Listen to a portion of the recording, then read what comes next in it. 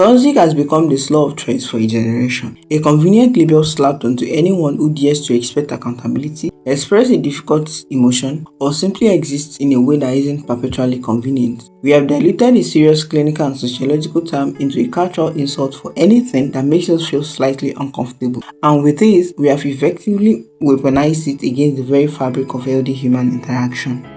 Now let's take a breather and actually get to find out what toxic actually means. In a psychological context, toxicity refers to a person whose behavior is not just occasionally flawed but consistently and systemically damaging to the well-being of others. It describes a pattern of behavior rooted in manipulation, control, and a fundamental lack of empathy. A toxic individual is an emotional vampire that leaves those around them feeling drained, anxious, and diminished. They are the compulsive liar, the gaslighting partner who makes you question your own reality. They are the friends who only appear when they need something, or the colleague who takes credit for your work and undermines you at every turn. These are behaviors that poison the well of a relationship over time. Key identifiers are a persistent pattern, a lack of remorse, and the intent to control or destabilize. The young man who expressed hurt over a forgotten birthday was not being toxic. He was being vulnerable and communicating a need. The friend who calls you out on a self-destructive pattern is not toxic. They are being a true friend. The parent who sets a curfew or expects you to contribute to household chores is not toxic. They are fulfilling their role as a parent. To label these normal and sometimes necessary interpersonal dynamics as toxic is to pathologize basic human interaction.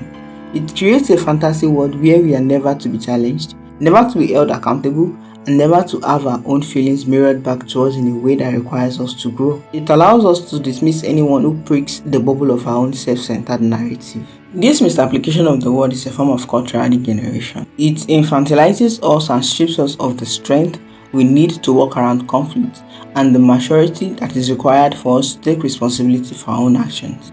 If every disagreement is toxicity and every emotional expression from another person is a red flag to us, we are no longer participants in relationships, we are simply consumers, discarding people the moment they fail to provide us with a frictionless experience. And somehow, that makes us the very thing we accuse others of being: toxic. Therefore, we must be careful. Before you label someone toxic, pause and ask yourself if this is a persistent pattern of harmful behavior or it is just a single instance that hurts your feelings. Is the person trying to control and diminish you, or they are simply asking something of you that you don't want to give? Is the relationship consistently draining, or are you just uncomfortable because someone has challenged your perspective? The word toxic is a powerful diagnosis, not a casual insult. To use it recklessly is to strip it of its meaning, to silence legitimate grievances, and to build a world where we are also terrified of being called a poison that we forget how to be honest, imperfect, and real. So save it for the true poison, not for the uncomfortable taste of reality.